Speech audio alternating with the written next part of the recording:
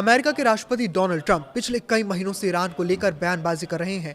पहले उन्होंने वेनेजुएला में रातों रात कार्रवाई करके वहां के राष्ट्रपति को उनके बेडरूम से गिरफ्तार करवा लिया और वेनेजुएला के तेल पर अपना कब्जा कर डाला। इसके बाद उन्होंने रुख किया ईरान का।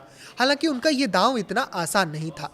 28 फरवरी को उन्होंने अपने सहयोगी इजरायल के साथ ईरान में धमाकेदार हमले किए, लेकिन ये देश 34वें दिन भी ट्रंप की मुट्ठी में नहीं आया है। अब ट्रंप कभी बातचीत तो कभी भयानक हमलों की धमकी दे रहे हैं।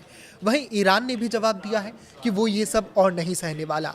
हालांकि डोनाल्ड ट्रंप दावा कर रहे हैं कि अमेरिका इस जंग को जीत चुका है। उसने अब तक ईरान में पहली लाइन के सारे नेताओं को खत्म कर दिया है और ये कहना गलत नहीं होगा कि ईरान के पास एक ढंग का लीडर भी नहीं बचा है और उसकी सारी सेनाएं खत्म हो चुकी हैं। ट्रंप ने यह भी कहा कि युद्ध बस खत्म होने ही वाला है और सबसे महत्वपूर्ण बात कि उन्हें हॉर्मुज से कोई लेना देना नहीं है। जिसकी प्रॉब्लम है वो देखे। जहां तक बात तेल की है तो अमेरिका देने के लिए तैयार है और अगर नहीं लेना है तो हॉर्मुज से जाकर खुद ले ले।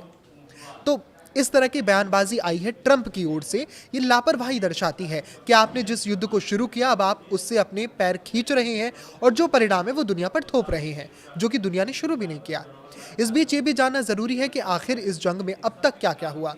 अमेरिका का कहना है कि वो ईरान के साथ वार्ता कर रहा है, लेकिन ईरान की ओर से इस बात से इनकार किया जा रहा है। विदेश मंत्री अरागची ने कहा कि उन तक संदेश पहुंचे हैं, लेकिन प्रत्यक्ष वार्ता नहीं हो रही। वहीं अमेरिकी विदेश मंत्री मार्को रूबियो का कहना है कि ईरान झूठ बोल रहा है। ईरान में सूत्रों के हवाले से खबरें आई हैं कि अब वहां पर कोई चुनी हुई सत्ता काम नहीं कर रही है। सुप्रीम लीडर को गहन सुरक्षा में कहीं रखा गया है, जहां से उनसे संपर्क नहीं हो रहा। इस बीच राष्ट्रपति पेजेश्कियान को सैन्य इकाई IRGC ने किनारे कर दिया है और सारे महत्वपूर्ण निर्णय वो खुद ले रही है। अमेरिकी राष्ट्रपति के युद्ध खत्म करने के ऐलान के बाद बुधवार को ईरान ने पूरे दिन अमेरिका के बेसिस को निशाना बनाकर खाड़ी देशों पर हमले किए। वहीं ईरान के प्रॉक्सी के तौर पर लड़ रहे हिजबुल्लाह ने इजरायल के उत्तरी इलाकों पर रॉकेट छोड़ने का दावा किया। इसके जवाब में इजरायल ने भी लेबनान की सीमा पर जमकर बम बरसाए। अमेरिकी राष्ट्रपति ने साफ कर दिया है कि युद्ध से अमेरिका जल्द ही बाहर आने वाला है। उन्होंने साफ किया कि हॉर्मुज उनके युद्धों के लक्ष्यों में शामिल ही नहीं था। ऐसे में जिन देशों का तेल वहां फंसा है वो खुद उसे बाहर लाएं। अमेरिका बिना हॉर्मुज के खुले भी युद्ध खत्म कर सकता है। रूस ने कहा कि वो ईरान से जुड़े संघर्ष को सुलझाने में मदद करने के लिए तैयार है। क्रेमलिन के प्रवक्ता दिमित्री पेस्कोव ने बताया कि राष्ट्रपति व्लादिमीर पुतिन लगातार क्षेत्र के नेताओं से बातचीत कर रहे हैं। पेस्कोव ने कहा कि अगर रूस की सेवाओं की जरूरत पड़ी तो वो सैन्य स्थिति को जल्द से जल्द शांति की ओर ले जाने में अपना योगदान देने के लिए पूरी तरह तैयार है। वहीं इराक की राजधानी बगदाद में 24 से 48 घंटों के भीतर हमले का खतरा बताया गया है। अमेरिकी दूतावास ने चेतावनी दी है कि ईरान समर्थित आतंकी मिलिशिया अमेरिकी नागरिकों और उनसे जुड़े ठिकानों को निशाना बना सकते हैं।